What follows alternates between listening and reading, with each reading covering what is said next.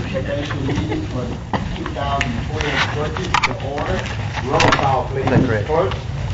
Dominic, Johnson, Williams, Lynn, Bowman, Baker, Lynch, Escudate, Thibodeau, Cox, Smith, Epperson. We have a quorum, Mr. President. Okay, thank you. At this time, I would like to have Elder Curtis West Jr., the presiding elder of the Shreveport District, to lead us in invocation. And I will do a brief summary in reference to Pearl Harbor Day, which is tomorrow. And then I would like to ask the Dr. E. Edward Jones if he would give us a special prayer in remembrance of all of the military that died during Pearl Harbor, as well as our military that's active today. And after that, we will have the Pledge of Allegiance by Mr. Malachi Cook, who is a U.S. Army veteran, Vietnam era. Elder West.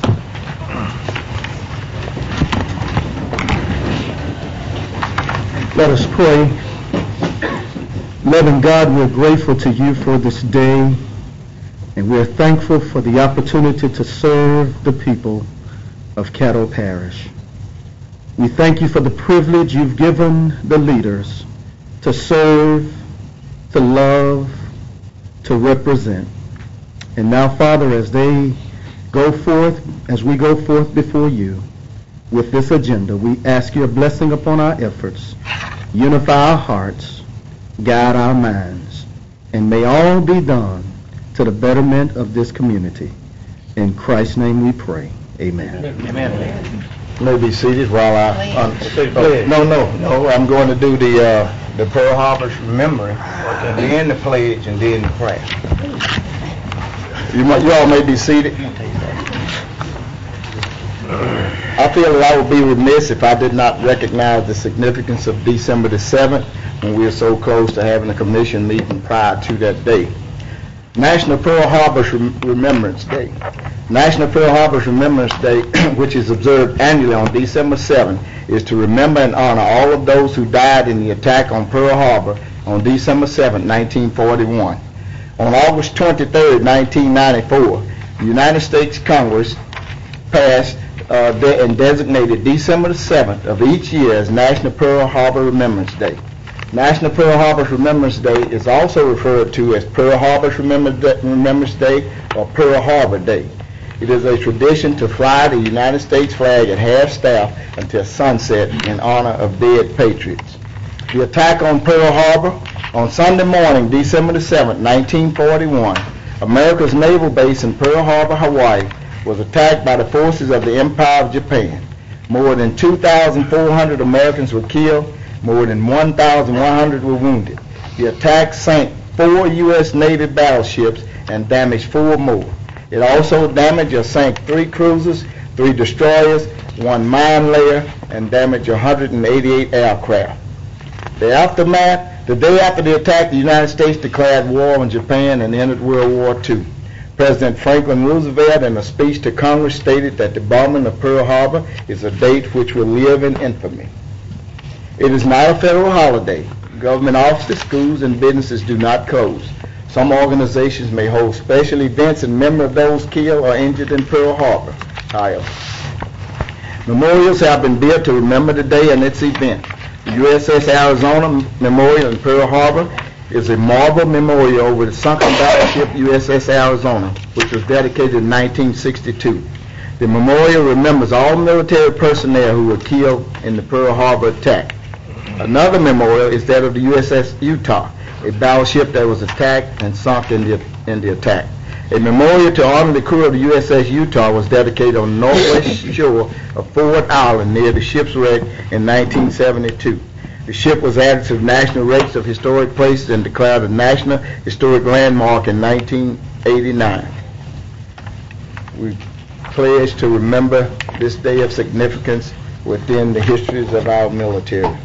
At this time, I would like to ask Dr. E. Edward Jones if he would come forward and give us a prayer memorial of the persons that died during Pearl Harbor, as well as pray for our military that's currently serving. Let's all stand, please. To the microphone, Dr. Jones.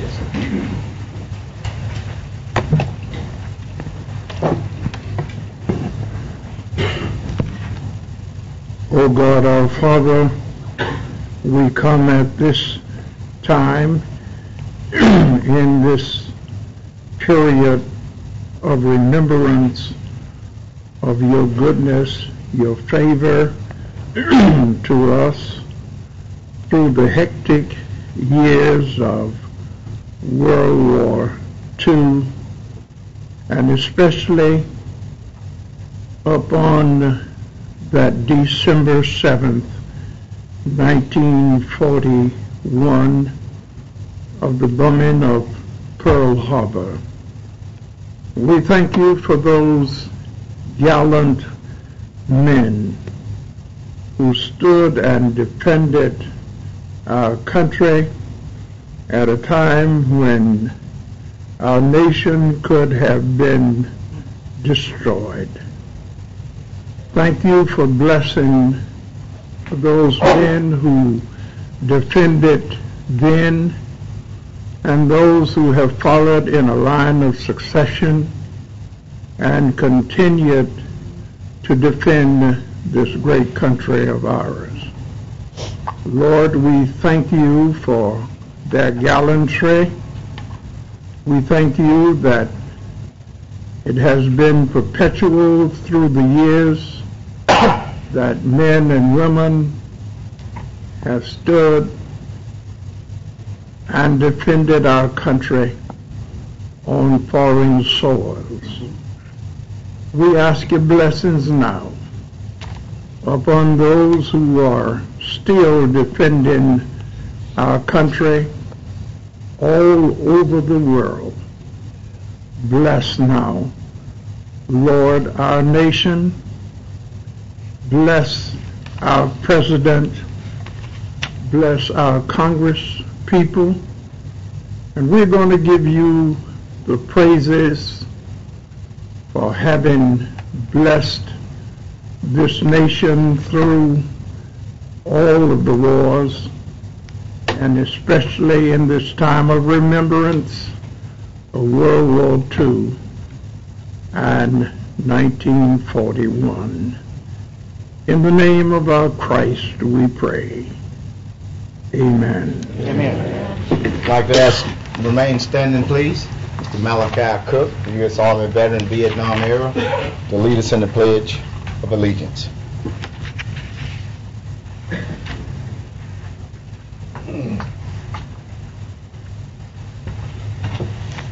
I pledge allegiance to the flag of the United States of America and to the republic for which it stands, one nation, under God, indivisible, with liberty and justice for all. Thank you. Thank you, Elder West, Dr. Jones, Mr. Cook. Are there any agenda additions? Agenda additions? Is it to deal with the budget? Yeah. Okay, that would be like on the amendments or additions during that time. At this time, I would like to announce if there is any citizen in the audience that would like to address this body. Fill out a card in the foyer, get it to me, and you'll be afforded the opportunity to speak. At this time, I have a significant amount of cards. I ask each of you that you limit your comments to 3 minutes or less, and we will proceed. Let's see. The first card that I have is Sean Cooper. Come forward, state your name and address for the record, and you may proceed.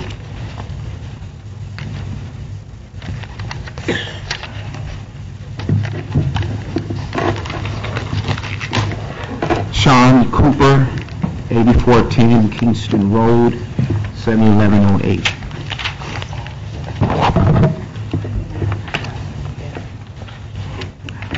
First of all, I want to say thank you all for allowing us, that is the School of Greatness, to come and speak to you for just a few minutes. And secondarily, thank you for helping us this far. Real quickly, there's just a few things that I want to talk about concerning School of Greatness and how it basically came into being. Of course, our foundation is called Family Resources for Education and Empowerment, which is free. To give you a brief history and also talk to you about the results of what we've done in the School of Greatness, the vision came to me right after I got back from Kampala, Uganda, doing missionary work for the widows and the orphans. And it really impressed upon me when I got home as a pastor that I needed to do something in our community more than just feed the hungry and clothe the naked. We had to do something for the community. And so, of course, I went to Whitlawn Academy and sat down with the kids to determine what we can do to make an impact in the kids' life. Of course, we all know that our children are suffering many crises. Most of them are fatherless, poverty-stricken, and quite a few things are going on in terms of their life. So I sat with the kids for a year to determine what we could do to make an impact in their life.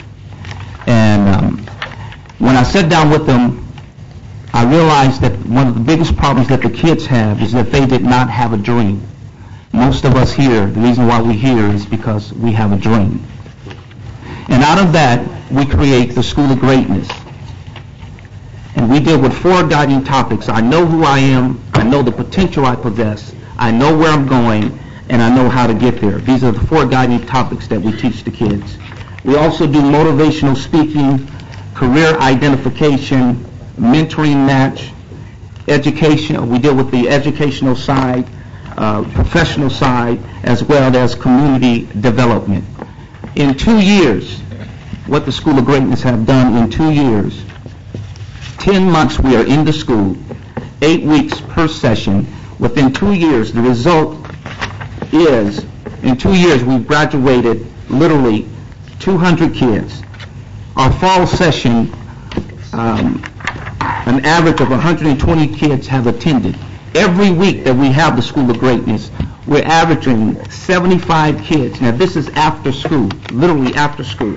They get out of school at 3:30, they stay until 5:30 to be a part of the School of Greatness. So we're actually averaging 75 students that come and be a part of the School of Greatness.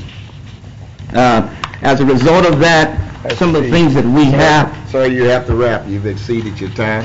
Yes, sir. Yeah, we got a lot of cards today. Yes, sir. We appreciate you here. Yes, sir. Thank you. Thank you.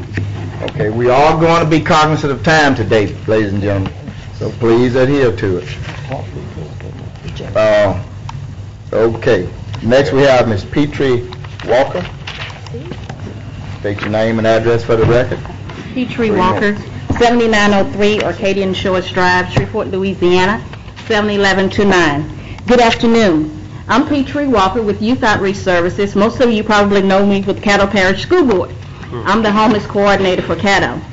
From being the coordinator of Caddo, we saw a lot of needs in our community.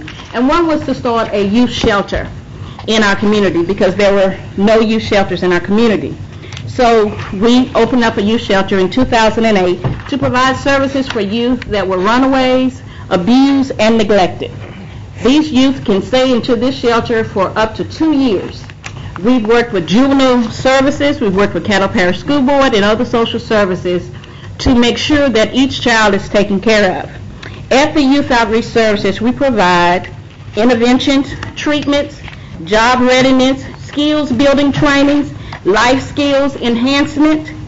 The program is designed to provide basic needs support, temporary residential services, academic support, employment opportunities, and family assistance. Our goal is to try to work with the family to reunite the family back together again if that is possible. We've served over 3,000 children over the years, but 300 youth have worked with Youth Outreach Services annually. We have an extensive outreach effort with food, clothing, toys to the needy families. We also have a partnership with Payless Foundation where we're going to give 125 pairs of shoes to our children in our community at the Christmas time. Please come out. We're looking forward to seeing you. That's going to be December the 19th at the Payless on Uri Drive at 1 o'clock. We serve children of all ages throughout our services, but there is a special need in our community for services for our youth, for our girls and our young boys, our most vulnerable population in this community. I ask you to please support the Youth Outreach Services project. It is a much needed service in our area. It is not a duplication of services. It is something that is much needed. Thank you. And please come out and visit with us. We're located at 1068 Dazelle, and the number there is 429-6594. Please come out and just look at the shelter, visit with the young ladies, and find out what's going on with them and the services that we have provided with them. Thank you. And I have brochures available for you. No, nobody talking. Thank you. All right. Next we have Gloria Gibson. Come forward, please. State your name and address for the record. You may proceed.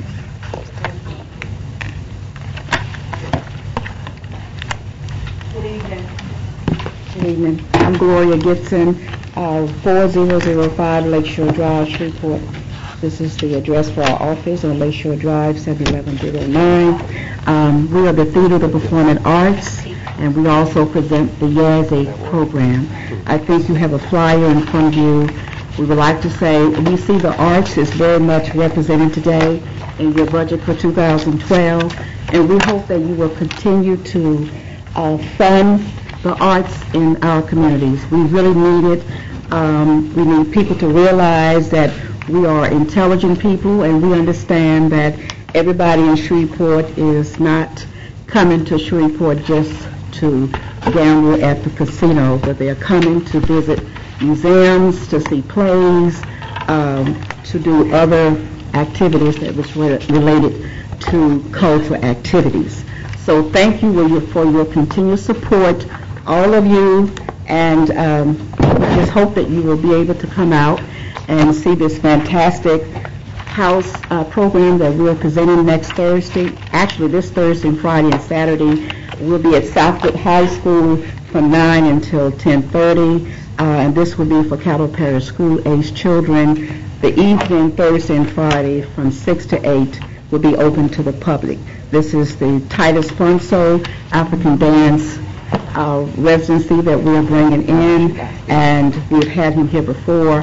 So please continue your support for the arts. I see, like I said, I see the arts is very much represented on your budget, and we hope that you will continue your support for all of us. Thank you. Thank you. Next we have Ms. Myra Robinson.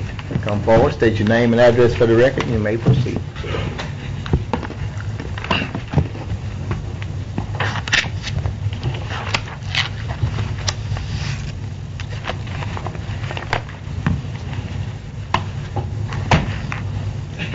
My name is Myra Robinson. I represent Supportive Integrated Services located at 842 Margaret Place on zip code 71101. Reach for the Stars mentoring program, both school-based at West Shreveport Elementary School and community-based program for children who have incarcerated parents, fall under Supportive Integrated Services, which is a nonprofit community-based program. 5.5 years ago, Supportive had a mission to provide programs that would promote positive outcomes for children, youth, and their families, and support comprehensive services and collaborations at the local level. And I am proud to say that Caddo Parish Commission has assisted Reach for the Stars Mentoring Children of Prisoners program, which is a community-based program, in providing positive alternatives for youth ages 4 up to 18 who attend schools in Caddo Parish. Our census is 76 participants right now, and I am proud also to say that Caddo Parish Commission was the very first funder of this program. It was important 2 years ago when we started the prisoners program for children, because the state of Louisiana had the highest incarceration rate in the nation. And right here in our area, there are hundreds, if not thousands, of children with one or both parents in prison, and the assistance of the Commission has helped this program utilize evidence-based practices to ensure the safety of our children. Screening costs are incurred to ensure that all of our children are matched with mentors who are safe. And public awareness is very important to this program for recruitment of mentors as well as the children. Mentor support group meetings and ongoing training is provided both to the parents, to the children, and to the mentors. Successful intervention with the mentors help create success stories for our children, and we're seeing better grades, lower absenteeism, and better communication skills and right choices about life. And even though these children often face disrupted living arrangements and experience the damaging emotional combination of loss, anger, and shame, the Commission provides opportunities for these children and their mentors to attend events that foster their relationship and help build self-esteem and confidence. By providing mentoring services to the children of incarcerated parents, it is the hope and desire of a Reach for the Stars Mentoring Children in Prisons program to encourage, motivate, and aid in helping children lead healthy lives and deter their involvement in the criminal justice system. It is our belief that responsible mentoring can be effective and it can change lives. So I want to thank you, commissioners, for your support and the obvious belief that every child, no matter race, religion, culture, or academic background, deserves influences in their lives to promote what building and maintaining a productive life is all about. Thank you so much. All right. Dr. Edward Jones.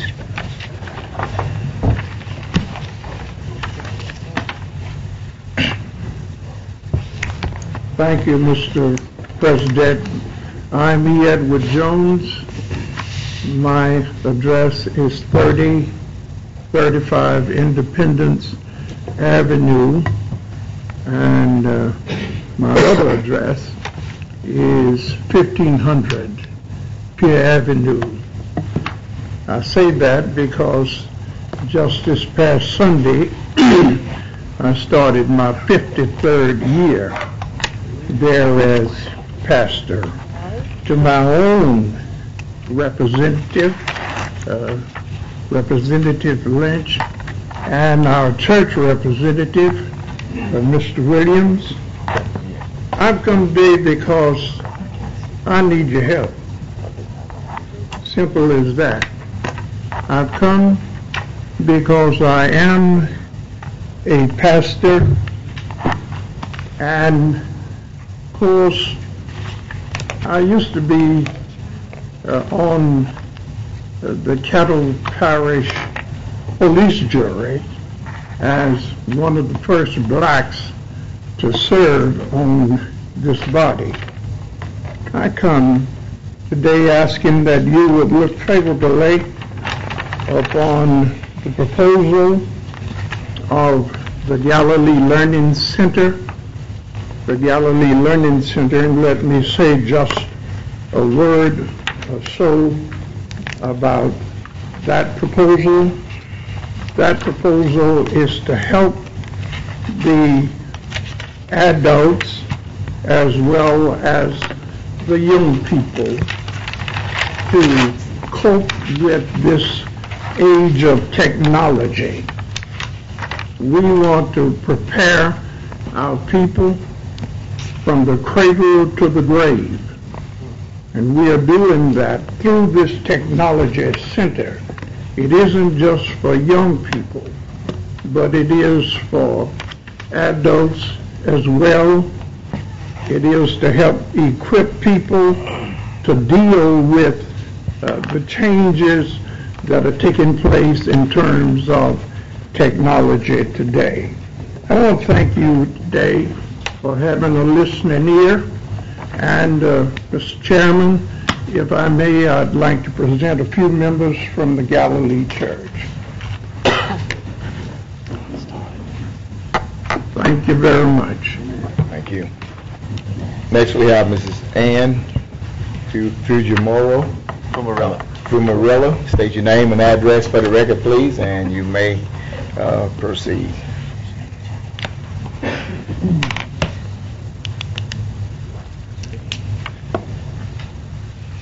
Hello, it's Ann Fumarello, Cyport, 820 Clyde Fant Parkway, 71101.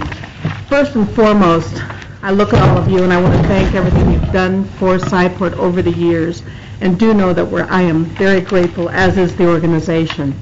I believe that the Caddo Parish Commission supports local entities that are an investment in this community. Investment decisions are difficult to make because there is a limited amount of resources for almost an infinite amount of requests. As the Commission, you have to look at what brings the greatest return on the money that you bring and give to the community. I believe Cyport is one of the best investments that you have. I want you also to know how lucky you are. See all this? I bet you all know it, so I'll skip it. Your support of Caddo Parish Title I schools has eliminated barriers for the schools that do not have funds available for Cyport.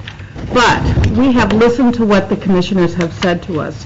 While you put restrictions on the funding that it should be Title I, what we're going to do this year is that our Title I schools have from May until November 30th to schedule their trips, and after November 30th, that money will come into a first-come, first-served for schools in all districts, that are all schools, which will make it, this year Bodies is coming, and it becomes even more important for those schools to be able to attend. Again, I'll skip. Because of a tough economy and cutbacks in funding, Cyport's expenses have remained around $3.1 million for the past 4 years. To keep at this level, we have found new funders to make up almost $700,000 we lost in governmental funding. And we've made cutbacks in all of our expenses to keep at these levels. We've had increases in our insurance and workman's comp, and we continue to look for ways to find additional money. We will work hard to spend our $3.1 million locally with local contractors and consultants. But to maintain our standard of operations, another cut will be extremely hurtful to the organization. Cyport at times is really caught in the, boy, we look great, we do great things, we're in the newspaper all over, they must be doing so well they don't need your money. But nothing can be further from the truth at Cyport. To maintain excellence means that we must do something that this community cherishes and finds value in supporting because of what we do for the citizens in the community. I believe that Cyport not only fulfills our promises to the Commission, but we try to exceed them. Your decisions ahead of you are very difficult, but knowing that an investment is a good investment like Cyport should make it easier. Again, I want to also ask the Cyport people here that are today to stand up. We have support. Thank you. Thank you. Next we have Ms. Simone Hennessy. Come forward, state your name and address for the record. You may proceed.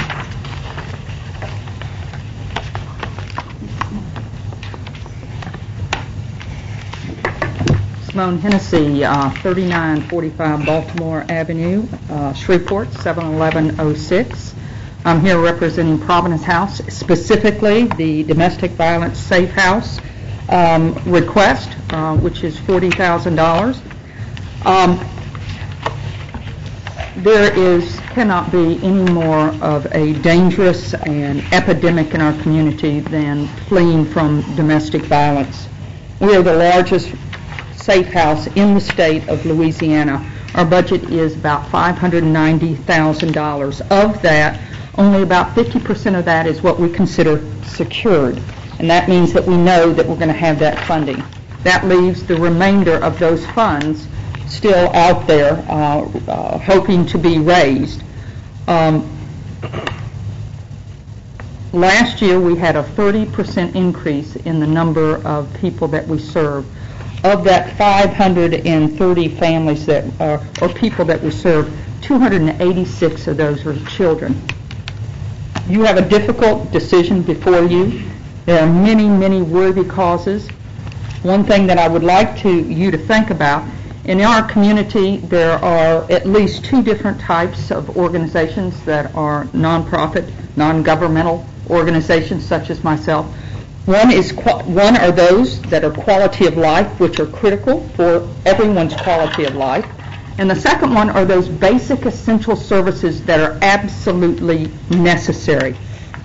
People that are running from domestic violence are some of those. If you had to close your doors today because of a snowstorm, you would keep your essential employees here that had to perform the work. We are one of those essential people in the community where our doors are always open because, unfortunately, the need is there. So as you make this difficult decision from many of these very, very worthy nonprofits, we ask you to give serious consideration to supporting the Domestic Violence Safe House. Thank you. Thank you. Mr. David Aubrey. State your name and address for the record, and you may proceed.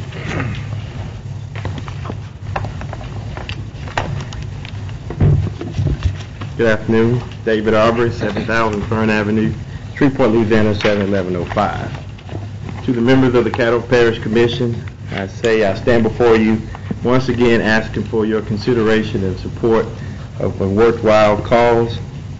As I look at the list passed out, I probably, like many of you, support and involved and members and engaged with a number of those organizations. They're all very worthy. This is the first time I've stood before you to make an ask. I've served in a lot of work with the master plan and a lot of those activities.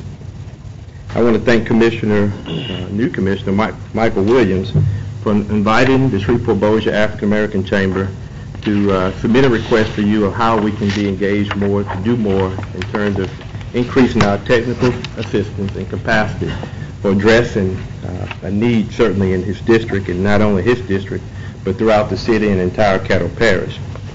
The Shreveport-Bossier African American Chamber of Commerce is standing before you today seeking to partner with you to help expand our business development and our economic development services. I think you've received this request. I know the process. We know that there are some challenges in our communities. We just drive around and look in our communities. There are some things that we need to do and to upgrade and increase our capacity. We intend to certainly reaffirm our commitment and establish a business expo. We recognize that there's a need for some intense training programs to help minority businesses, particularly all businesses, and we intend to do that on a quarterly basis. We also intend to help set up a minority business technology center. I can recently tell you an experience when we were trying to get a gentleman who does excellent roofing job to submit a particular bid on a project. Not only was the challenge of getting bonding and getting capital to access the materials, but the quality of the submittal was not that representative of what we need in our community. We worked with him, and we helped him secure that contract. He did a great job, but we recognize that there is a strong need for someone to let's quit passing the buck to everybody else, and that there needs to be an organization that really intends to get with these businesses and help them do some business development. And we have space identified that we would like to set up and equip with software and computers to help those and give them the ability to come in and do those bids and get them together. 20 seconds, sir. Yes, sir. So, thank you for the opportunity. Thank you, Commissioner Williams. Thanks for all of you for what you do and your leadership and your service to our community. Thank you. Next we have Mr. Bill Peterson. Bill Peterson. State your name and address for this record, sir, and you may proceed. William Peterson, 702 Elmwood Street, Shreveport. I'm here on behalf of the Shreveport Symphony, along with our new executive director, Lois Robinson, who came here from New Orleans. I am here primarily to dispel any rumor that has been floated around that the Shreveport Symphony is well funded financially. As a matter of fact, nothing could be further from the truth. We are overcoming several severe hardships, one of which was the strike by the union several years ago, which lasted over a year. The other one, we found out rather suddenly around the end of June that our previous acting executive director had failed to file annual federal 990 forms required to be filed for all 501c3 organizations. As a result, the Internal Revenue Service has revoked our 501c3 status, and I don't think I need to tell any of you what a problem that is. So, in order to provide in a time when public education is short-funded and we're back to reading, writing, and arithmetic, music education has kind of taken a back seat, way back. And so if this program is not funded the way we have requested, around 7,000 underprivileged children in this area will be denied some music education. And I implore you, if for no other reason, in honor of Mr. John Cheneau, who died several days ago, to please fund this program. It is essential for this area from a cultural and an educational standpoint. Thank you very much. Thank you, sir. Next we have Ms. Priscilla Matoir. Come forward, state your name and address for the record, and you may proceed.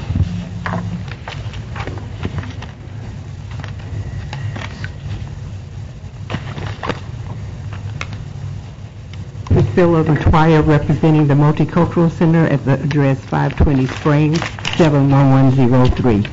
Thank you for your time and effort this afternoon, and we would like to, at this time, thank you for your support in the past, and we come to you asking for you to review us and support us again.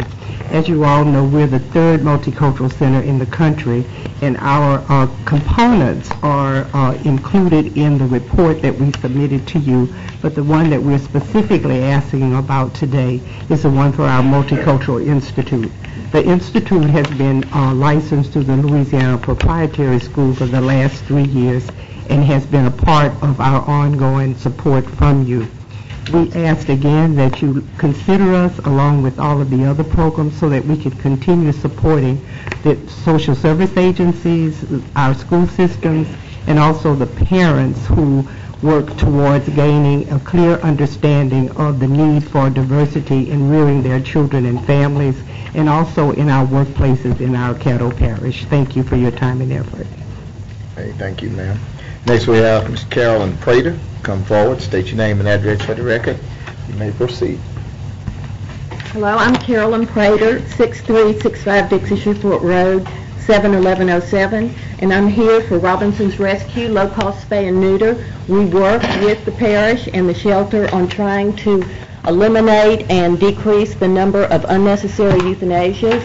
Y'all have helped us in the past.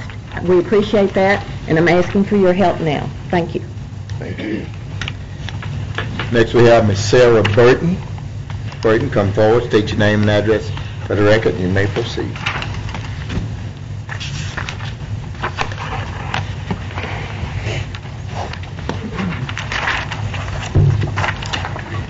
My name is Sarah Burton, 3806 Scenic Drive, Shreveport, Louisiana, 71119. I'm here today as the executive director of a relatively new nonprofit called Macedonia House. We have our 501c3 status as of 2006. Our mission is to help disadvantaged residents in Queensboro and in Moortown especially, and others within our community as well. We're trying to help residents to maintain and improve their economic, social, and educational conditions. Currently, we have 5 operating programs, which I will briefly describe. Macedonia's Closet. We accept donated new and used clothing to help people in need of ready-to-wear clothing. These items are available in our office. We're not fully staffed, so people have to call ahead so that someone can meet them. Each year we have a publicly announced clothing giveaway which requires recipients to show proof of need. Help is not limited to just the target communities in this program. Each winter we donate clothing to the rescue mission, especially because of the hard weather we have. And this program is made possible through a volunteer effort. And then we have a back-to-school program which provides school uniforms to qualified Caddo Parish public schools. Parents may request uniforms and receive them directly from the school. We try to house them there. And the goal of this program is to improve class and school attendance. Our program began in 2010, and in 2 years we have provided uniforms to 5 Title I schools. We have provided more than 1,500 articles of clothing. School administrators continue to express thanks and request more uniforms. As recently as yesterday, we received a request. We have another program of job readiness training, and this is a program which has a workshop to help people to leave the workshop with a resume in hand and to help them to learn the things they need to know when preparing for and going through a job interview. We have a life skills training class as well. The dream that one has for his or her life can become reality through this program. It's a wonderful program. Participants go through a training workshop in which they learn to set goals, they learn to prioritize, evaluate needs versus wants, and try to avoid financial traps that hinder good economic and lifestyle decisions. Again, this is exciting because people can literally change their lives. Time, ma'am. Okay. All Thank right, you so thank very you. much for your support. Mike McSwain. Paul, state your name and address for the record, sir. You may proceed.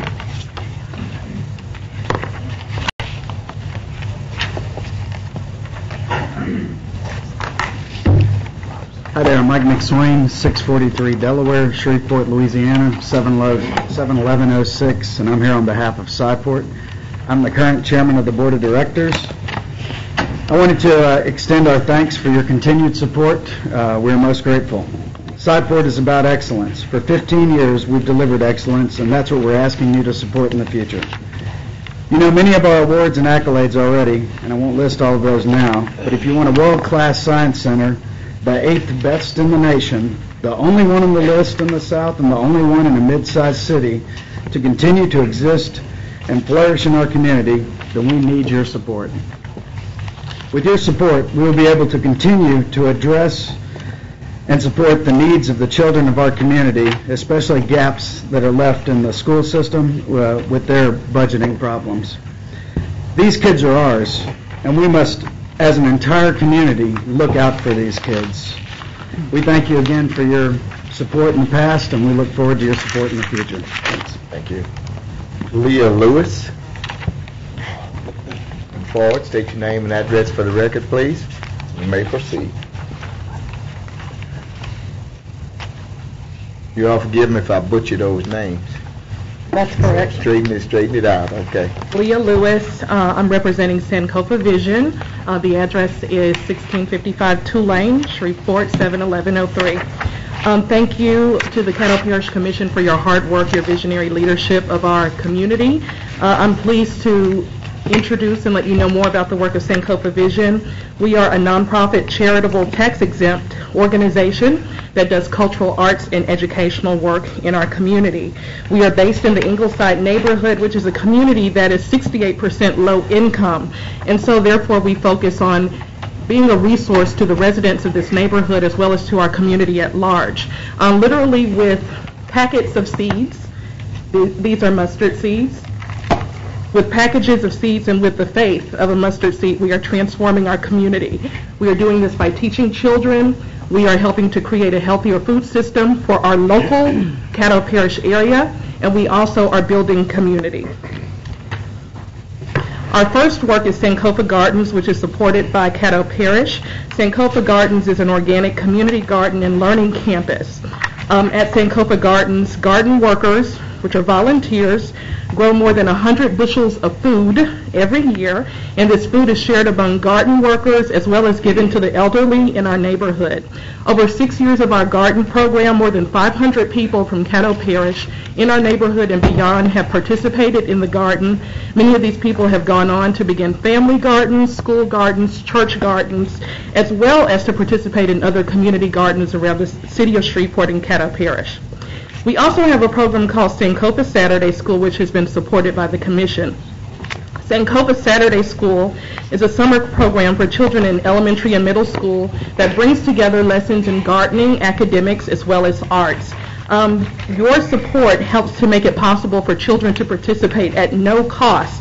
And importantly, we are also working to write and publish and organize our lessons so that we can share these lessons with other educators throughout Caddo Parish. So quite potentially, hundreds of school children will benefit from Sankofa Saturday School lessons and begin to better appreciate the importance of health and nutrition from the garden to the table. And of course, these young people are the environmental stewards who we need to plant these seeds of awareness. We also are organizing the Sankofa Farm Stand, which was begun with support from Caddo Parish. The Sankofa Farm Stand, which we call the Neighborhood Market, is a place where people can buy fresh produce in Ingleside. In our neighborhood, there are no grocery stores, so people shop routinely at convenience stores, neighborhood stores, and neighborhood stores for food. So this is an effort for people to buy fresh food in their areas. We thank you for your support in the past. We hope that you will continue to support us in the future, and we acknowledge the many community partners with whom we work. Thank you. Craig B. Lee, come forward, state your name and address for the record. You may proceed.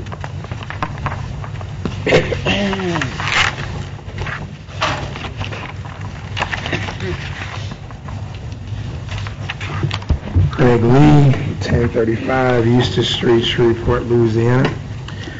First, I just want to thank all of the nonprofit agencies for coming out. I think this is a good representation of Shreveport and Caddo Parish. A lot of the work that actually is done to make a city and a parish or county successful basically sits here in the room. I just wanted to clear up a few things as it relates to our proposal, the C.C. Antoine Black History celebration proposal. Caddo Parish Commissioner Matthew Lynn had stated that he was voting against the package based on some confusion as it relates to $300,000 budget at the state to do revitalization on the C.C. Antoine House. Our project does not specifically deal with that revitalization, so I just want to be on record to make sure that our package deals with cultural tourism, and we are the only such entity that actually does this in Northwest Louisiana. Right now we have the largest Black History celebration in Northwest Louisiana. We're building this into become the largest Black History celebration in America. Our goal is to foster cultural diversity in Northwest Louisiana, Caddo Parish, and specifically in Shreveport, and establish the C.C. Antoine brand as a major cultural tourism brand in the country. And I would appreciate your all support. Thank you. This was the last card I just received, be the last one. We're looking at brevity. However, there have been some persons that came forward and had shorter time, so therefore I'll entertain this last card. However, we will not accept any more cards from this point on. Next we have Francis Williamson. Williams or Williamson? Williams? Yes, ma'am. Come forward, state your name and address for the record. You may proceed. Good evening. My name is Frances Williams. I live at 6723 Towering Oaks Drive, but I represent Bernstein Development, which is 1706 Hollywood. I'd like to thank the council for the previous support that you've given us. Your support has provided after-school tutorial for the students in that area, and also a very underserved population, the elderly. We are partnered with the Northwest Louisiana Food Bank and provide food for residents of that community, as well as activities for senior citizens. They are currently enrolled in the second phase of a computer program. I know a lot of people think that that may not be necessary, but it is hard for elderly people to adjust to the new changes. You can't do anything without a computer, and many of them have never even seen it. The population in that community has not changed. The 2000 census did not show any improvement in 2010. As a matter of fact, I don't have to tell you how bad economics is. So we thank you for your previous support. We're asking you to please consider us again. Thank you. Thank you. Mr. Fred Moss IV, come forward, state your name and address for the record. You may proceed. You may proceed.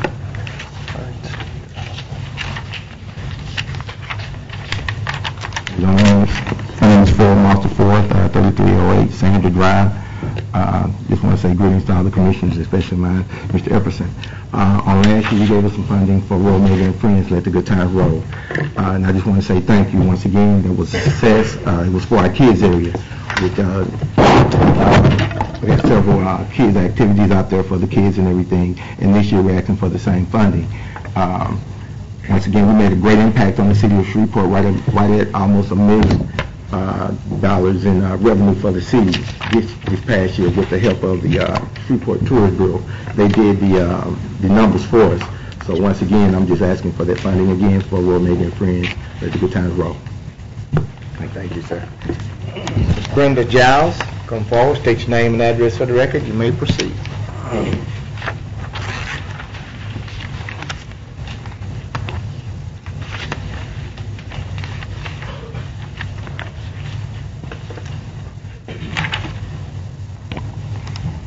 Good afternoon. I'm Brenda Giles. My residence is 6021 Yukon Drive, Shreveport, Louisiana 71107. I'm here to represent the Shepherd's Farm, located at 405 Hearn Avenue, and the former George Washington Carver YMCA location. We acquired this location about 3 years ago. With the help of the city of Shreveport, we are undergoing modification to bring the building up to code. so we have suspended operation for some 3 months. For 2 years, we have operated a summer camp and after-school tutorial without any assistance of government funding. However, it is at this point necessary to seek outside help in addition to the fees that are given by the parents and the funding that we have raised. During the summer, we had a certified instructor, a certified educator that worked with our 4 to 5-year-olds. Those children came in not knowing how to read one word. Within 7 weeks, they were reading full pages of 3 and 4 letter words. It is our hope, it is our goal to be able to increase the reading level of each of our participants by at least 1/2 grade level over a 3 to 4 month period in our entity. We work also with the math components. What also is unique about our program is that we provide for the children in the area formal instruction in music education. We offer instruction in piano, organ, percussion. We also have a fitness center where they're able to go and be supervised so that our children will be able to combat obesity. We try to encourage our children at a very young age, from 2 years old and up, the necessity of being able to read. It's our goal that children that come to us by the age of 2 will be reading by the age of 3. We ask your support. We have not received support from you in the past, but we ask for your support. We will be operating from 3 to 6 p.m. Monday through Friday, and on Saturday from 8 to 12. Our family, our community has embraced this program, and we have helped to bring it to where it is now. We ask for your assistance in carrying it forward, and we thank you very much for your time. Thank you. Willie Bradford. Willie Bradford, 3026 Independence Avenue, Shreveport, 71109. To the President, Commissioners, to the distinguished Commissioner from District 5. Chairman, I'm not here representing any particular group. Caddo Parish is a very diverse parish with different populace with different needs. As I consider your task here today, I come with a clear understanding of the great financial responsibility you first have to this parish, to the departments and to the areas in which you was elected to supervise. But yet this afternoon, before you came, many nonprofit groups, all were there, as I heard them, seeking funds for their projects. But because you do have limited funds, I'm aware that you can't fund everybody. But yet, Mr. Chairman, if you look at the budget of Caddo Parish Commission, in a broad sense, the money that is the taxpayers' money that comes into this body most often is most distributed throughout the parish, especially in the rural, with very limited funding coming into the inner city and inner city groups. So I think this day affords you a great opportunity to address that issue. Now I know that you can't, again, fulfill the requests of everybody, but you got to understand that all of these groups need your help, and they can't do the work that they do and serve the people that they serve without your help. Specifically, Mr. Chairman, there's a new group that has been presented to you, a package. The Lane Chapel Community Caregivers Group, in conjunction with the Antioch Outreach Group, has partnered to initiate a very innovative after-school initiative that will help and offer new opportunities for students who are now attending underserving schools, who, as you saw a few months ago, who are underachieving in the sense that their grade levels are very low. Education for the history of this country has been a gateway for a better opportunity for young people. I ask that you consider that group, especially, Mr. Chairman, because I think that would afford Caddo Parish another entity to ensure that no child in Caddo Parish is left behind. Thank you, Chairman. Thank you. Okay, that ends our public comments. I'd like to thank each and every one of you for your participation. At this time, next order of business, Mr. Clerk. We move to new business, adopt rules of procedure for Caddo Parish operating and capital improvements budget for 2012. So move, Mr. Chair. Moved by Commissioner Williams. Seconded by Commissioner Escaday. Do we need to read them, or do we have copies of them? The rules? Copies at your desk, sir. We ready to, I just need to ask a question. pardon, I just need to ask a question. relative to the rules? Yes. Okay. I want to be perfectly clear on the amendment on motions. What proper order would there be taking place? We'll recognize an individual. They can put a particular budget on the floor with a motion in a second, and then we'll go from there. Okay. All right, so the rules are out. They've been passed out to us. We understand them. So at this time, you can go with your request. The chair recognizes Ms. Lynch. We need to vote. Voting on the... Oh, we need to vote on it. I'm sorry. Okay. All right, rules are adopted. Understood. Okay, we recognize Ms. Lynch. I want to make a motion to amend ordinance number 5145 for the Riverboat Fund. Add an appropriation of $45,000 for Robinson's Rescue. Second. Okay. It's been moved by Commissioner Lynch, seconded by Commissioner Williams, that we amend ordinance number 5145, the amount of $45,000 for Robinson's Rescue. Right, that's to adopt and amend the ordinance with that amendment. Okay, with that amendment. Any discussion? I can speak on my motion. Okay. Push your recognition system, let me know, okay? I can speak on my motion. Of course, but, yeah.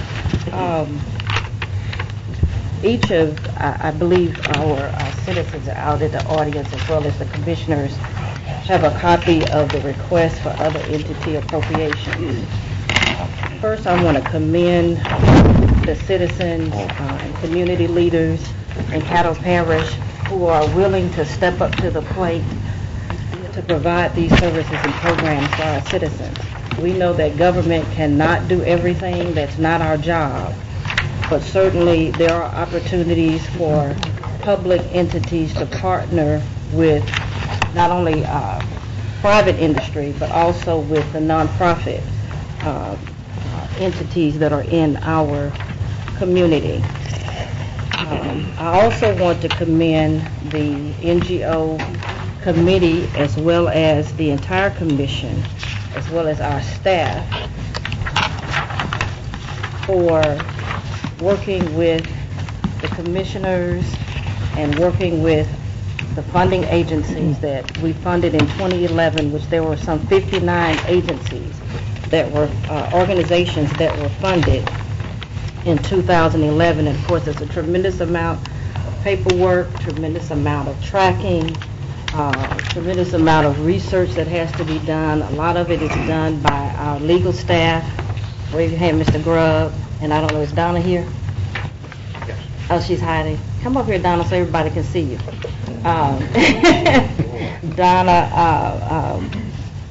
Donna, give me your last name, Donna. Frazier. I always call her Donna Green for some reason. Donna Frazier, our assistant parish attorney. The process, we began this process largely in August. Many of you, probably 99%, provided us with your appropriation request by the date of August the 16th.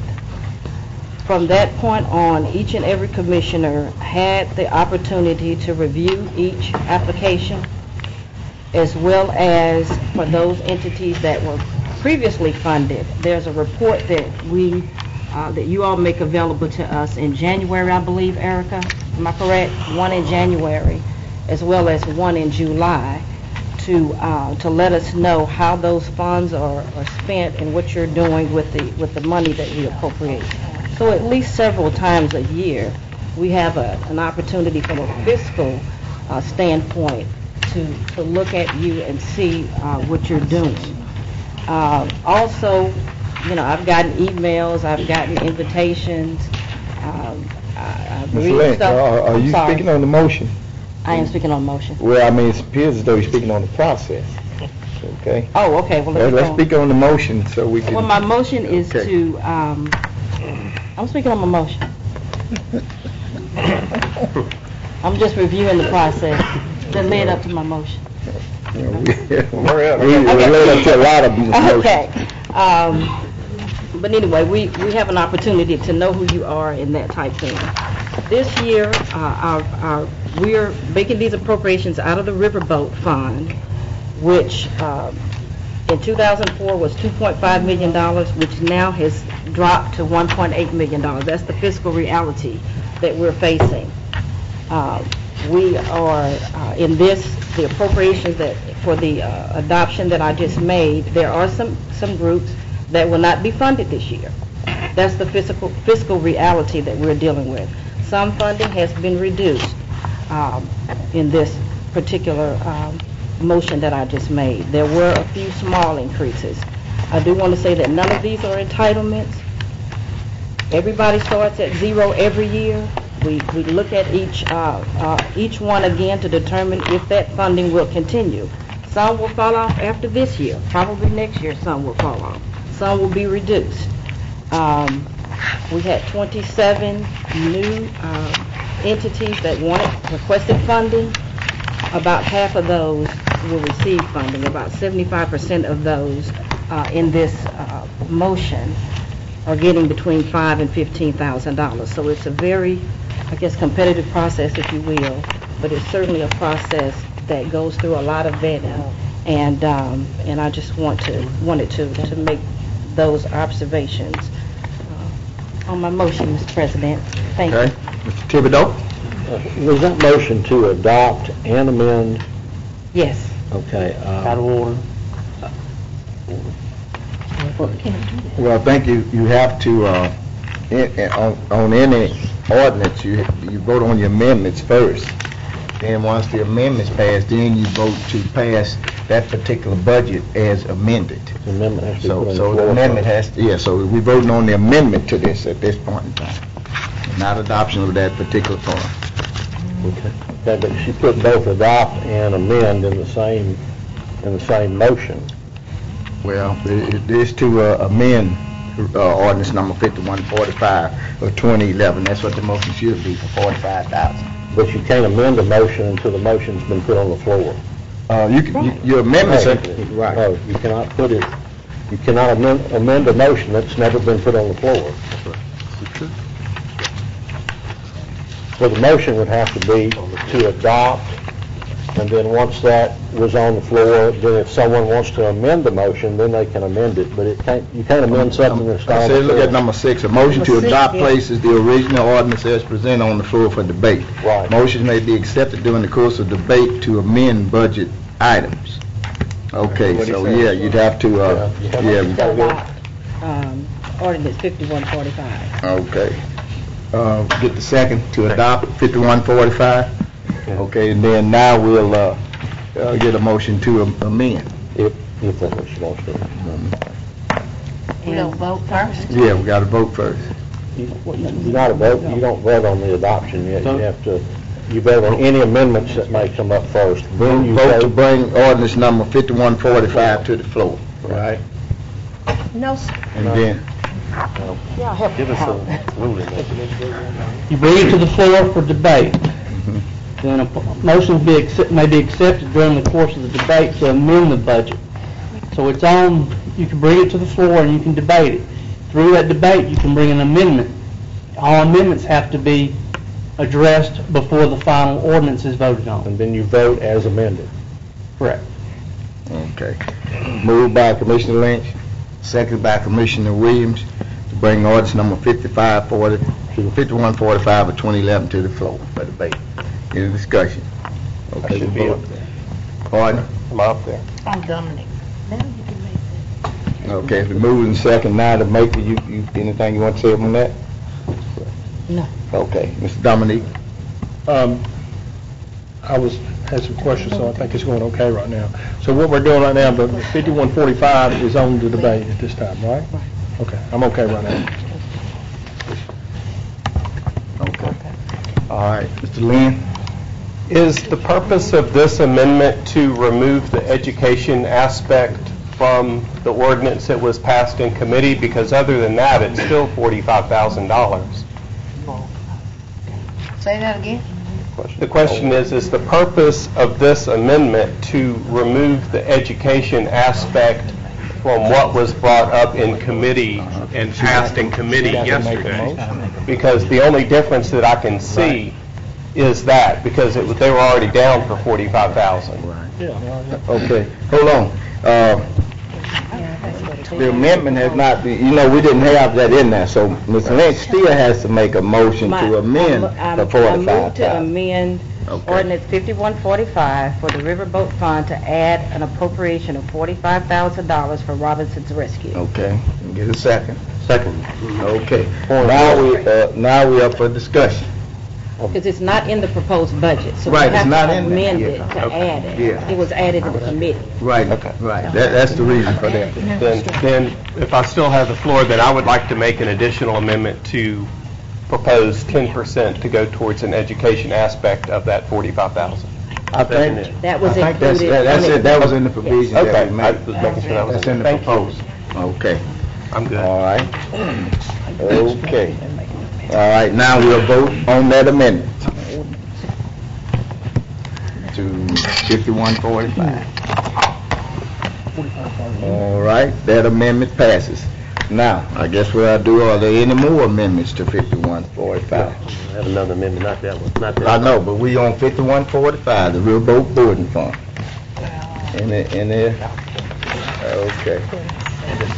All right, so now we'll vote in adopting ordinance number 5145 of 2011 as amended. Am I correct? You are. Okay. All right. We ready?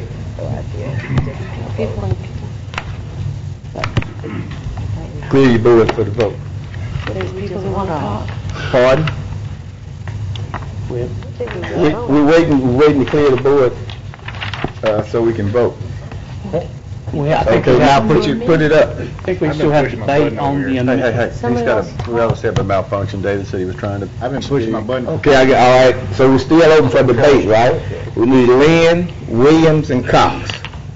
Okay, we're discussing. I'm finished. Okay, all right, take Mr. Lynn out. Mr. Williams. No discussion. All right, Mr. Cox. I'd like to make a substitute motion right now to go by line on this budget. Second. I'm sorry, what was the motion? Go by line down each one. Okay, moved by Mr. Cox, seconded by Mr. Escalade, that would go line item on ordinance number 5145 for 2011. Any discussion? Basically, I mean, everybody who came up here before us today, I commend each one of you. I commend the group that went over each one of these separately.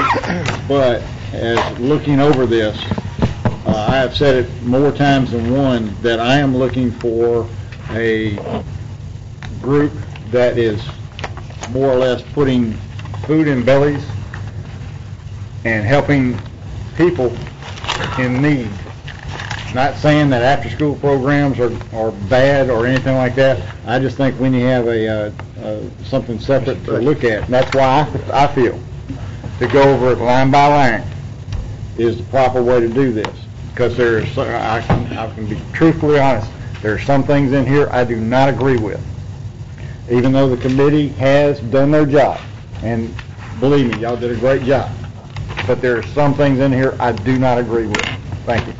Mr. Williams? Mr. Chairman, I'd like to disagree with the Commissioner regarding the statement he made that these programs are very much needed in these urban districts. One of the funding that provide those social services for our district is the Riverboat Boarding Fee Fund. which is low.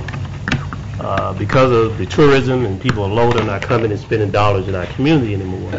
This budget provides a most needed filling the void for citizens in our district who pay taxes. These people, same people that pay taxes for parish's services, deserve a return on their investment. In the future, you're going to be coming to these same people, asking them to vote for a tax renewal that benefit your districts. So they ought to be able to benefit from the resources and the taxes that they pay. These are tax-paying citizens. They shouldn't be up here asking for crumb. We should be asking for pie. This city is not the same. This parish is not the same. We need to be more inclusive. And being inclusive means being inclusive and diverse in the budget. So it's unfair to say that the programs that are in this particular fund, this is now about $1.8 million. Parish has a super budget. And the people that are asking it are people that pay taxes into the taxes. They pay property tax. They buy sale taxes. So they ought to be able to get a return on their investment. To me, it's not enough. We are a majority in the city. We're not the minorities anymore. And we shouldn't be down to ask for quorum no more. It's not one particular commissioner budget. It's all the citizens of Caddo Parish budget. That includes urban commission, that includes rural commission. I didn't come down here for a spirit of confrontation. I came in a spirit of cooperation, but when I got here, the faces have changed, but the ideology are still the same.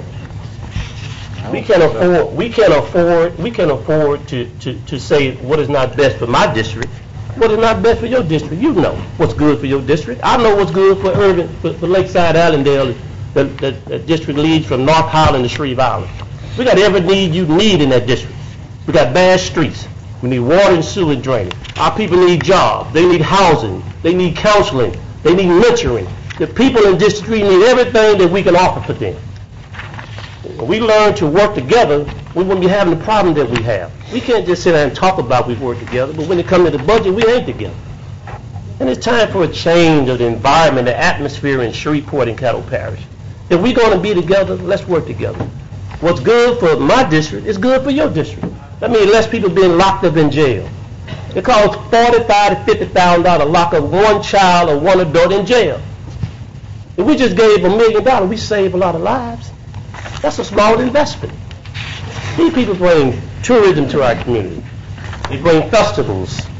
They bring all this excitement to us. We need a new swagger on this commission. We cannot afford doing the same old thing and get the same old result. So I ask that you pass this budget as amendment, as she stated it, and let's move on. And we got other things to be doing. We're trying to decipher all who will get what. That's not fair. Thank you, Mr. Chair. Thank you, sir. May I have order, please? I will not be supporting Mr. Cox's motion. I think we have done an amicable job in vetting this budget. All the deadlines was met throughout the year. We don't have any person down here that's not familiar with the process. If they had some issue with it, there was ample time to get those issues resolved during the proper course of our guidelines that we would set out. So at this time, seeing no further requests, we had a second motion to amend by Mr. Cox to go line by line. Since it was on last, we'll vote on it first. If you're in favor of going line by line on this, on the Riverboat Boarding Fee Fund, vote yes. If you're against it, vote no. 2, 4, 6, 2, 4, 6. Okay, motion fails. Okay. That motion fails. We can make another, somebody can make an amendment or go to another budget if they want. No, we got to do it. Push your recognition button. Okay, we have, I have Ms. Lynch. We still need to adopt 5145 I'm before we sorry. move. That's right. We vote on Mrs. Lynch's motion as amended. That vote on the budget.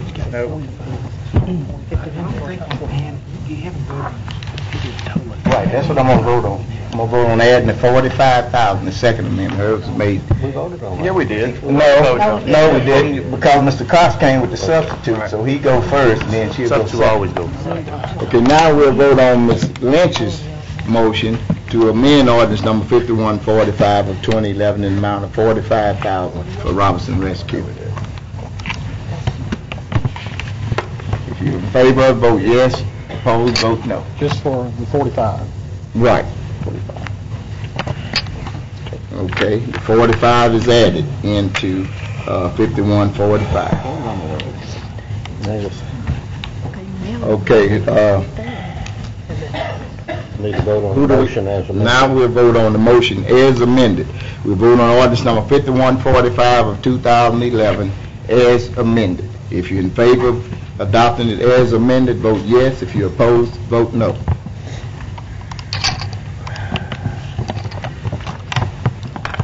Okay, ordinance number 5145 of 2011 passes. Chairman, Recognition system. I'm sorry. Okay. Y'all got this new technology. It's been a lot in 8 years. All right, who we have for recognition? Is this correct? This correct? Okay. We recognize Ms. Lynch. To make a motion to bring ordinance number 5148, Economic Development Fund, to the floor. Seconded by Mrs. Lynch, seconded by Mr. Williams, to bring ordinance number 5148 of 2011 to the floor for debate. Don't need to vote. And I want to The make, maker. I want to amend ordinance 5148 to add an appropriation of $40,000 for the Community Foundation. Second. And $20,000 for Southern Hills Business Association. Yes. Okay, well, that was, okay. It's been also moved by Mrs. Lynch, seconded by Mrs. Baker, to amend ordinance 5148 to add how much, Ms. Lynch? $40,000 for the Community Foundation. And $40,000 for the Community Foundation, $20,000 for Southern Hills Business Association. $20,000 for Southern Hills Business Association. Okay, any discussion on the amendment? You want to discuss the amendment, Mr. Williams? That's fine. Okay, well, take Mr. Williams off. Dr. Lynn. I know. Next will be Mr. Lynn. You discussing the amendment? Yes. Go ahead. I'd like to make a motion to vote on those two issues separately. It's been moved by Mr. Lynn and seconded by Mr. Escaday that we vote on the two appropriations on the amendments that Ms. Lynch made separately. If you're in favor of Mr. Lynn's motion, vote yes. Would you like to discuss it? No. Okay. If you're opposed to it, vote no. Let's bring that up to that process.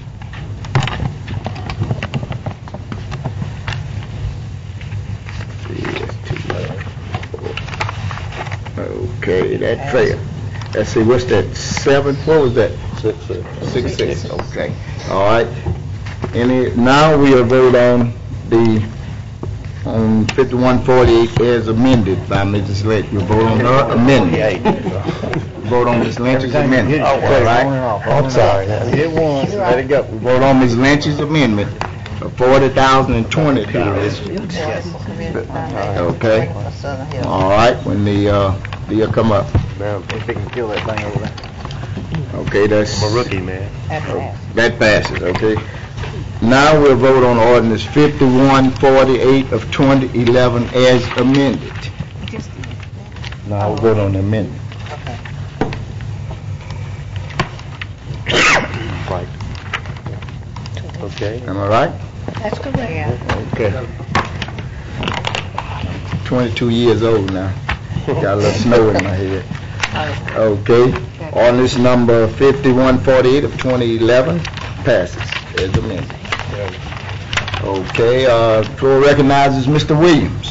Mr. Chairman, I'd like to make an amendment to ordinance number 5147, the oil and gas fund. Okay, bring it to the floor.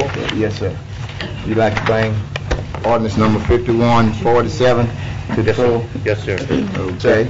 Seconded by Mr. Johnson. Okay. Mr. Chairman, I'd like to amend ordinance number 5147, amount of $50,000 for the African American Chamber of Commerce, and I'd like to speak on that motion as well. Second. Moved by Mr. Williams, seconded by Mr. Johnson, to amend ordinance number 5147 of 2011 by $50,000 for the African American Chamber. Mr. Williams, you may speak on your motion. Mr. Chairman, you heard from a dynamic speaker.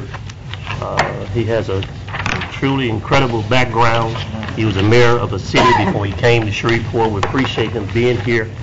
He has credibility in the community. We do feel that the African American Chamber of Commerce would be the lighthouse of African American and minority-owned business. We are a diverse, multicultural community now.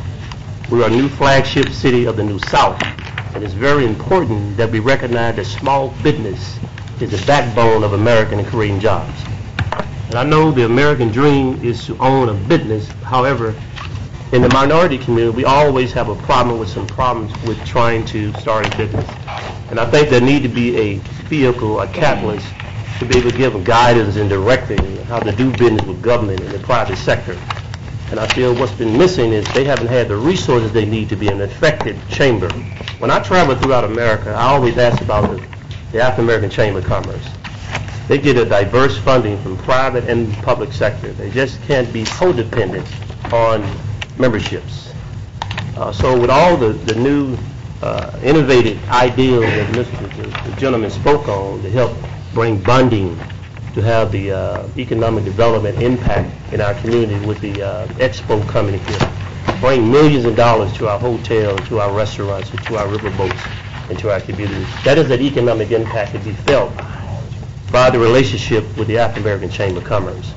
And also they'll be working with minorities, also the Latino, Asian community, Indian community, because there's a void there also. They spend dollars in our community too. So I would ask for my colleagues for your support, not only supporting the African American Chamber of Commerce, but also small business and the minority community as well, because they need a voice. They need help. And I hope that you will support this initiative. Thank you so much. Seeing no further requests, Ms. Lynch, you have discussion on the amendment? Well, I need to make an amendment to the fund as well. Okay, let's, okay, well, if we don't have any more discussion on Mr. Williams. Okay, Mr. Thibodeau, well, Ms. Lynch, okay. Yeah, I believe that I don't believe we're giving any money to the Shreveport Chamber of Commerce this year. And if we are truly a diverse community, and we are truly a community that's going to change and do things differently, then I don't understand why we continue to want to separate ourselves. We have also made a big commitment, along with the City of Shreveport, for an Economic Development Department, which would assist anybody and everybody who may be interested in going into business. It seems like to me if we take all of our funds that are available and our political and education capital and put it in with one organization instead of splitting it up, that we would be better served and that we would have a better opportunity for anyone, minority or otherwise, who wanted to open a business or expand what they currently have to be able to do that. I think we make a serious mistake when we continue to divide our community, and on one hand, and on the other hand we say, well, we want to be diverse and we want to do everything, things are going to be different. They're not any different if you continue to divide it. Everybody needs to be focused in on the same direction, no matter what your color or race or political persuasion or whatever. And that's why I believe that we should not be giving money to any other organization if we're not giving it to the to the Shreveport Chamber, or why would we give it to any other chamber? Okay. I see Mr. Williams on the second go-round. Anyone that has not spoken that would like to speak relative to his amendment? Okay, Mr. Williams is cleared. You cleared the board? You don't want to speak? Yeah, I do. Go ahead. Well, Mr. Chairman, I respectfully disagree. Can I reason with you? In the past, I don't think the chamber that ever came before this, since my tenure, have ever asked for any resources to jumpstart their initiative. We have always gave to the Chamber of Commerce of Shreveport and never have gave to the African American Chamber. This is not a dividing. This is uniting the chamber to be able to facilitate small business that's been suffering for years because they haven't got any help from the Shreveport Chamber of Commerce in the past. Yes, we'll be making a giant, bold statement today saying we are inclusive.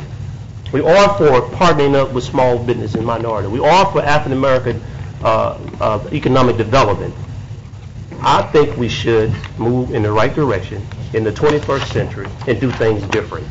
We are a new Caddo because we took down the flag the other day. That means we have a change of attitude, which is a change of direction.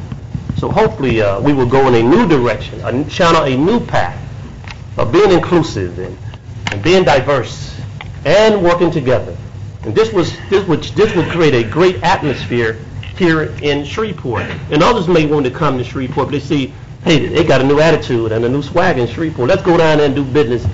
And yes, we are open for business, for all business, regardless of if you're minority or your others. So I hope that we don't look at what happened in the past. So where do we go from here forward? Let's do something we've never done before. Let's help the small, middle class, working people of Caddo who pay taxes. Here again, mind you, they also vote on taxes to help renew that live in these areas. So their tax dollars need to be at work too in our communities. And I hope that we can have a change of attitude because we are all commissioned to doing what's best for the entire parish of Caddo. If these small business help create jobs and they pay taxes, that's good for us. That's putting more money return in our investment. I think it's a worthwhile investment. And if they're not doing what they need to do with the resources, it don't have to be reoccurring. It could be non-reoccurring. But I feel with the integrity and the people they have over there, watchdog and the resources, I think it'll be a great return on our investment, and they will come back and have a performance before us. We don't always have to vote on it every time they come before. We have an opportunity to vote no. But today, let's vote yes. And let's move forward. Let's say Caddo is a new place to live and do business. And let's start now. Thank you. Okay. See no further discussion on Mr. Williams' amendment. At this time, we'll vote on the amendment.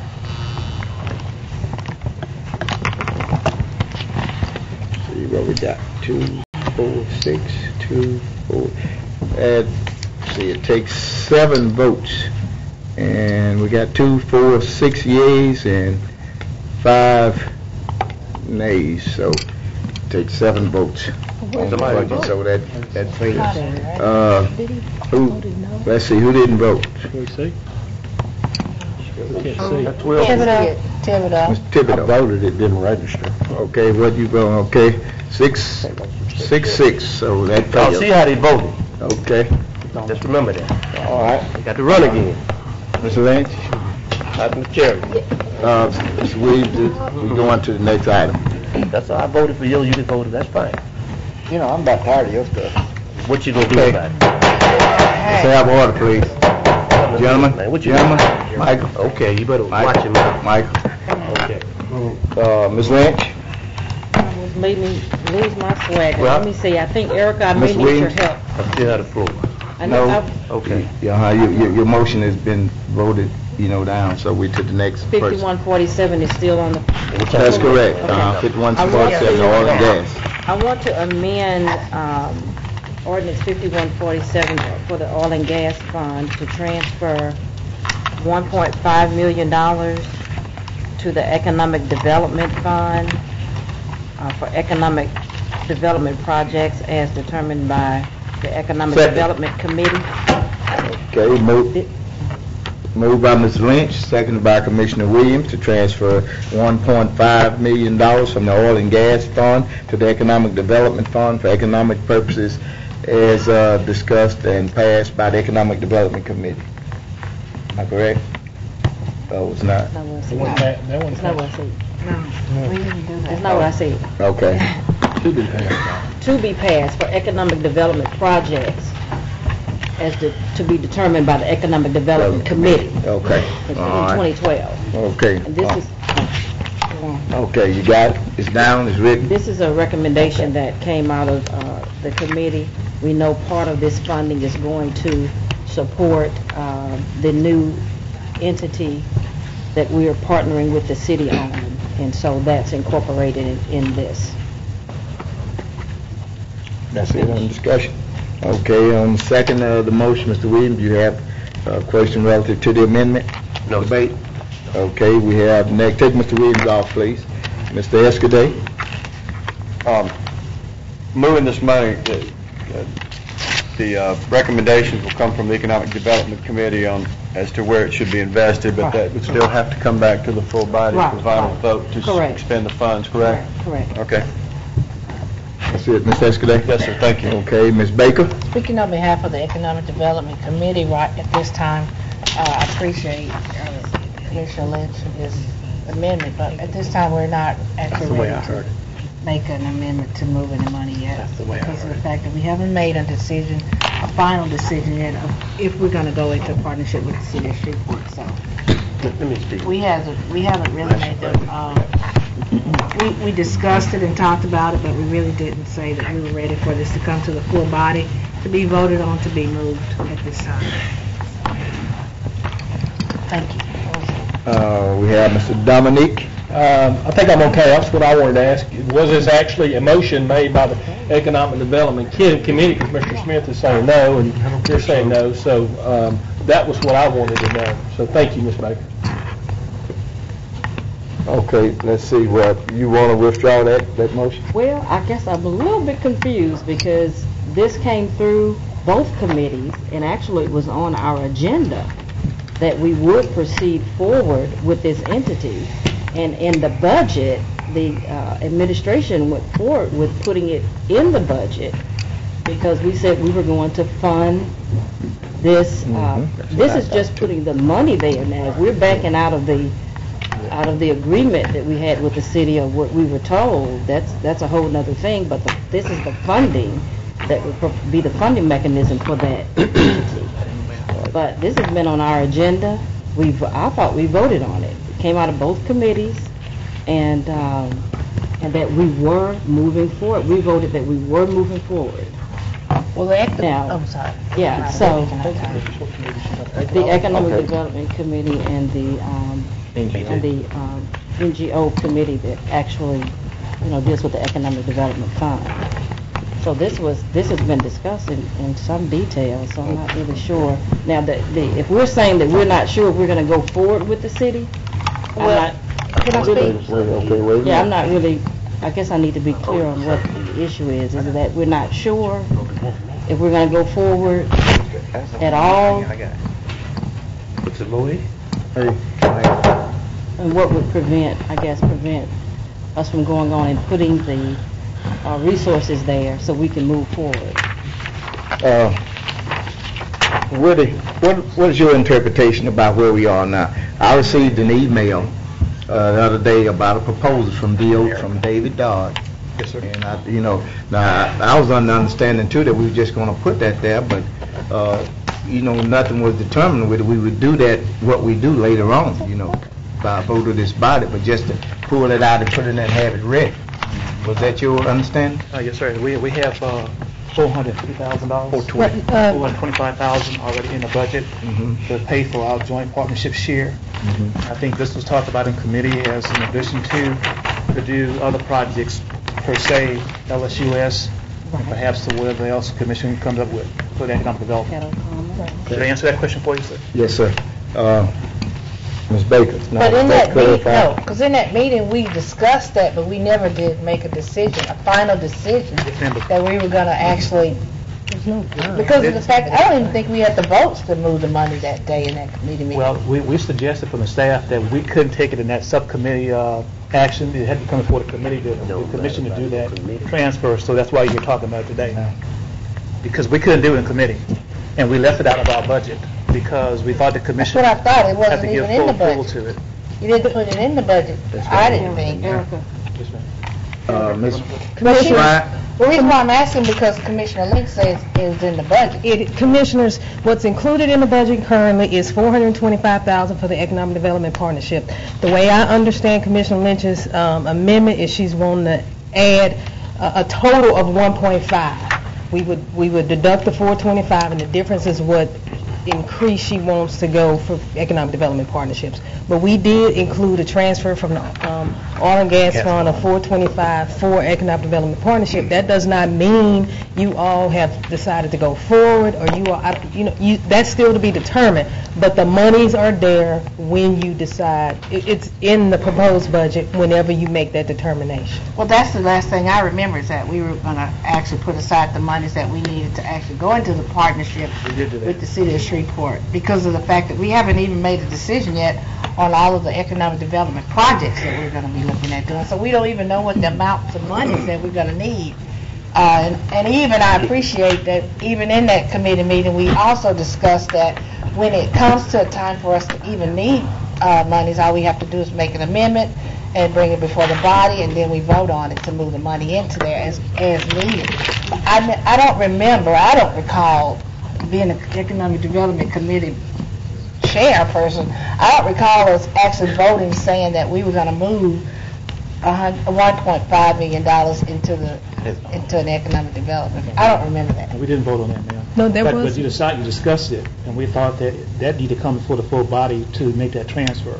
So we did not include that, and that's what Commissioner Lynch is making. And also, and I recall in my last report that I reported on the Economic Development Committee, my report was the fact that we had a meeting with the city of Shreveport, and that we were looking at getting an outline from David Dodd to kind of give us an outline on how we get started with the joint partnership of the Economic Development Committee. So that was the last place we were with the joint partnership. So.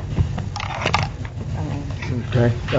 Mr. Grub from the administration. I'm not sure I understand Commissioner Lynch's motion fully, so I'm not sure that what I'm about to say is germane, but there's a provision in the parish charter, section 609, that reads, "No ordinance or resolution shall delegate control of the expenditure of appropriated monies to any commissioner or combination of commission members." So, in answer to whoever brought up the question of whether just drop that part funds off. would have to come back to this full body for appropriation. That's yes. Yes, absolutely. But the projects would be determined by that committee. The projects to be funded. Yeah, subject to the approval of the commission. Exactly. Right. Okay, are we clear? You clear? Up to this point? I'm clear with everybody. Okay, next we have Mr. Wynn. Mr. Wilson and Erica answered my questions. Thank I you. see anyone else? I see the board is clear now. No. Well, Mash, It's talk time. All right. Mr. Williams. You clear with your I'm motion? Thank you. Okay. Seeing no further call for debate or discussion on Ms. Lynch's amendment, we will vote on amending ordinance number 51, the vote on the amendment of 1.5 million. Okay, it's 2, 4, 6, and 8. That amendment passes. Chairman. We have another. Okay, Mr. Williams. Chairman, I'd like to make a motion on ordinance number 5147, oil and gas fund, an amount of $50,000 for the Cherokee Park initiative. If I can get a second. Second.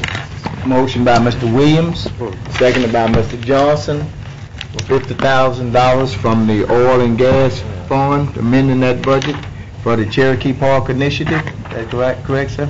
Yes, sir. Okay, may discussion motion. Mr. Chairman, you know how the citizens in that particular part of the community has been suffering with insects, water monsters, snakes, bugs, neutron rats.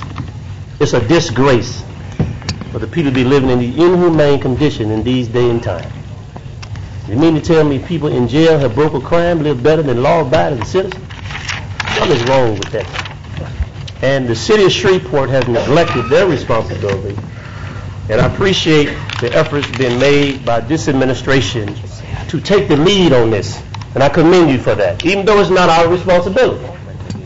However, seeing that there's a void there, I want to commend this administration for coming up with a dynamic plan to solve some of the ongoing problem as of right now.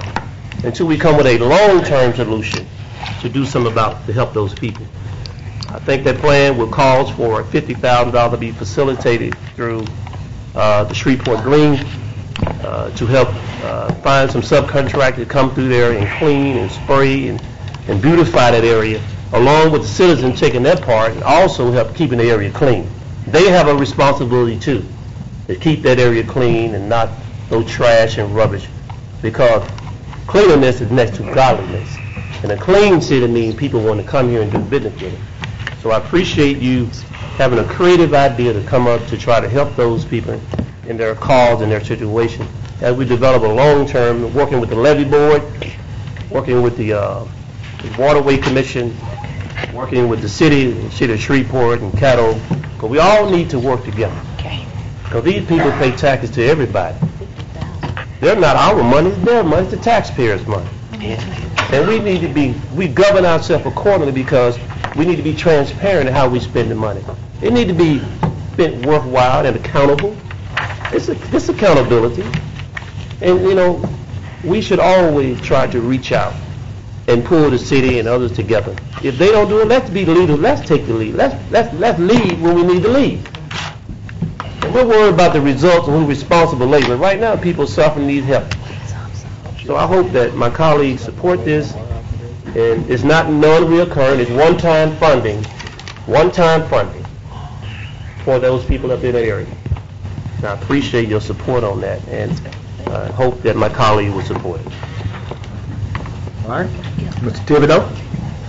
Yeah, I had told Mr. Williams that I would be supportive of a project to clean it up and then worry about who's responsible for it later.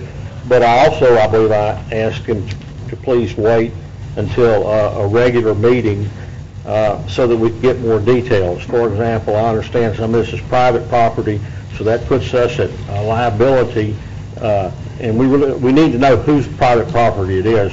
I noticed in the letter it said something about people own the property down to the middle of the creek or the ditch, and I've never heard of that in any right-of-way. I've never heard of that before. I have a ditch behind my house, and I don't own down to the middle of the ditch, and it's a levy board deal. So I don't understand where that information came from. But I'm in favor of doing it simply because nobody else will do it. But I would only be in favor of it one time.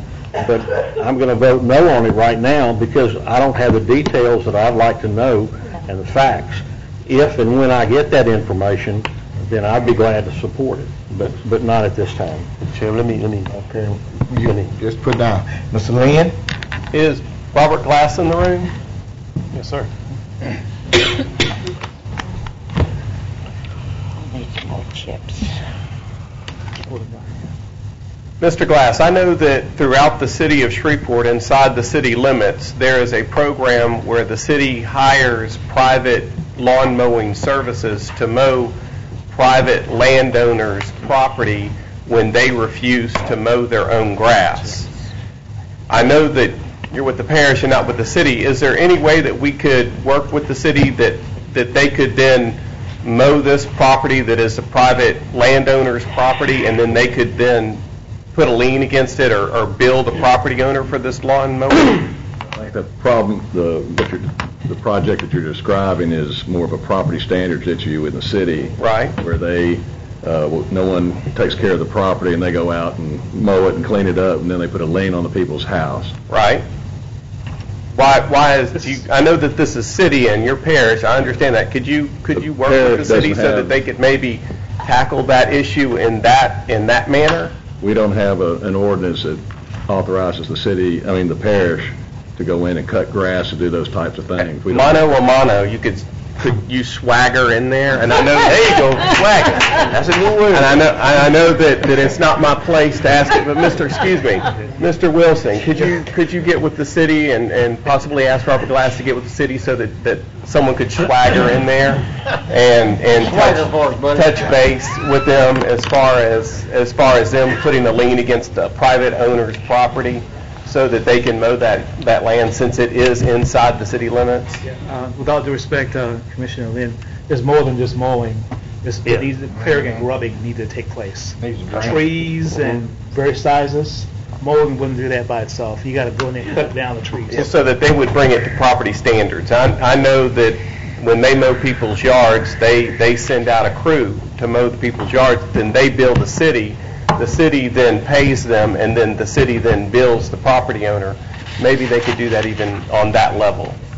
Thank you. That's all, Mr. President. Okay. Hold up, gentlemen. I've just been reminded, and I thank them for reminding me, that each commissioner is only allowed one opportunity to speak, and we can be here all day, okay? So let's recognize that. Anyone that has not spoken. Point of clarity. No point of clarity. Anyone that has not spoken. We have, who's next? Ms. Lynch, you spoke on? Call for a question. Okay, the question's been called for. It's non-debatable. All in favor of calling for the question, vote yes. It must be a 2/3 vote or more. That ends debate and discussion. Okay, the question has been called for on the motion. Now on the amendment. We'll vote on Mr. Williams' amendment is to amend ordinance number 5147 of 2011 in the amount of $50,000 for the Cherokee Park Initiative. If you're in favor of the amendment, vote yes. If you oppose, vote nay. Okay, that's 2. That amendment fails. Okay. Baker. All these names up here, what do we hear from? Because if any other amendments to oil and gas? Okay, at this time, we will vote on ordinance number 5147 of 2011. As amended. Come on, Mr. Chairman. Okay. It's already on the floor.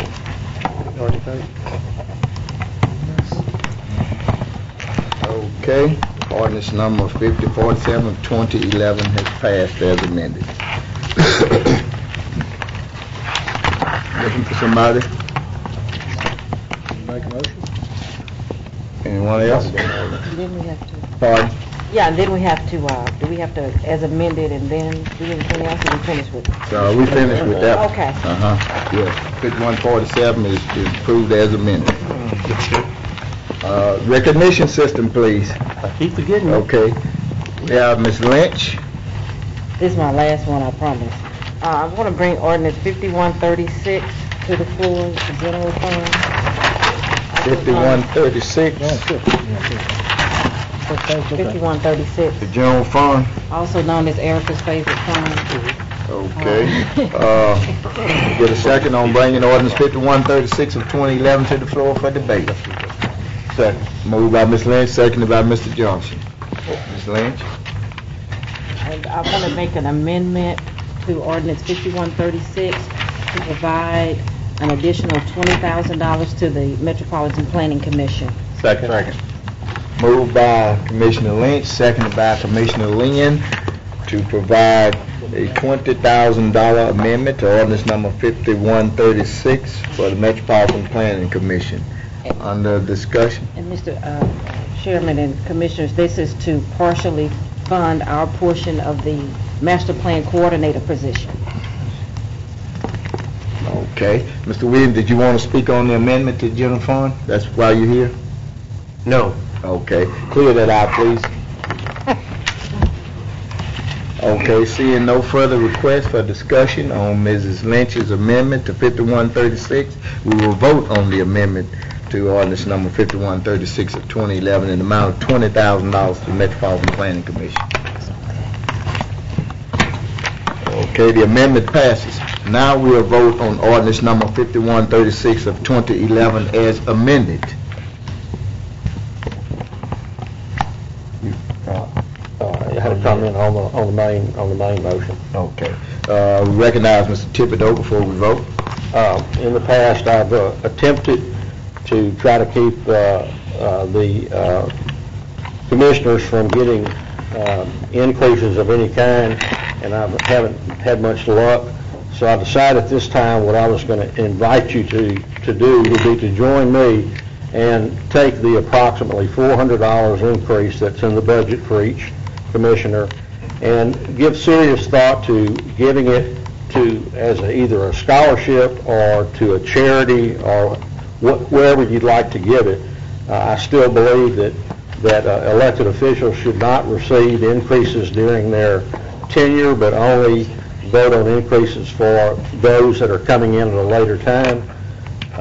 You know what it paid when you signed up.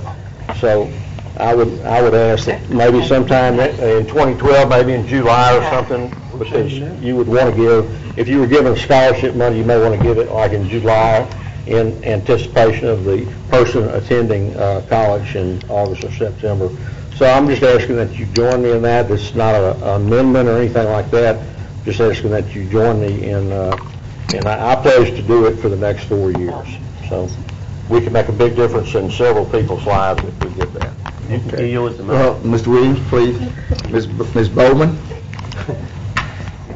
I was basically just going to vote, but I'm going to have to respectfully vote no on Mr. Thibodeau's. It's not, well, I'm not agreeing with it because I can use that for my medicine. Amen. Mr. Johnson? I was just going to speak on what Mr. Thibodeau said. Basically, what I do as becoming a member of this commission, I have given money back to the community that I represent, and it actually going to total more than $400. So I would do it on my own, and you feel free to join me in doing what I do. All right. Okay. That's it, Mr. Johnson? Yes, sir. Okay, I'd just like to comment on that, too. I don't want anyone to think, I know we as elected officials know how many church souvenir books come around, school graduations, fundraisers, and if you don't believe that I could give back to the community, look at my income tax at the end of the year. Okay, we'll vote on the ordinance 5136 of 2011, the general fund budget as amended. That passes. Okay, recognize someone to put another budget on the floor. Mr. Williams, hit that button, please, sir. Okay, Mr. Dominique, got it. Mr. Dominique. Move that we bring ordinance number 5135, capital outlay fund, to the floor for debate. Okay, moved by Commissioner Dominique, seconded by Commissioner Escudé, that ordinance number 5135 of 2011 be brought to the floor for debate. Mr. Dominique. I'm just asking that it be moved and voted on at this time. Okay. Debate. All righty. I have no amendments. Okay, it's seeing no request for amendment. Oh, you, on that? Okay, go ahead, Mr. Williams. Mr. Chairman, we've been sitting down and voting, and half the committee down and voting no on issues that affect our district. I hope that capital outlay fund, which funds a lot of the areas in that district, I hope we vote no on a lot of areas. Okay, we sit here and voted no on issues that affect the quality of life in our area. You got people in Cherokee Park living in inhumane conditions, and they want to delay that. I ask you to go move on and let them move in your neighborhood, and you move over there and see how the people live. See, if you have a snake falling out the tree, neutral rats and mosquitoes, all it's going to take for one innocent senior citizen, a child, get bit by a snake, or bit by one of those mosquitoes and get the West Nile virus, then what you going to say? Oops. We had an opportunity to do something proactive, not reactive. Government already done something after the fact. Somebody got to die or killed before we do something sometime. If it's a red light, we put a red light up because an accident or something have to happen. Why don't we be proactive and not reactive and see things before they happen and put resources there to prevent a lot of the accidents in our community? So I would ask that if they don't think Cherokee Park is important, I don't think building roads in your area is important either. So I hope you will vote no. Thank you. All righty. Seeing no further requests for a debate or discussion on 5135 of 2011, we'll vote for adoption. Okay. Ordinance 5135 of 2011 is adopted. I'll entertain a motion for another ordinance, please. Mr. Chairman. Mr. Escudé. I'd like to move that we englobe all the remaining funds that have not been passed. It's 5137, 38, 39, 40, 41, 42, 43, 44, 46, 49, 50, 51, 52, 53, 54, 55, 56, 57, 58. Second. Okay, moved by Commissioner Escaday that we englobo the remaining budget ordinances that have not been voted on, seconded by Commissioner Dominique. Any discussion? Seeing no request for a discussion, we will vote. Okay, those remaining motions passes, and hopefully, gentlemen, did I miss anything? Or have we passed the budget of 2011? Move to adjourn? Second. 2012. You'll get that. All right.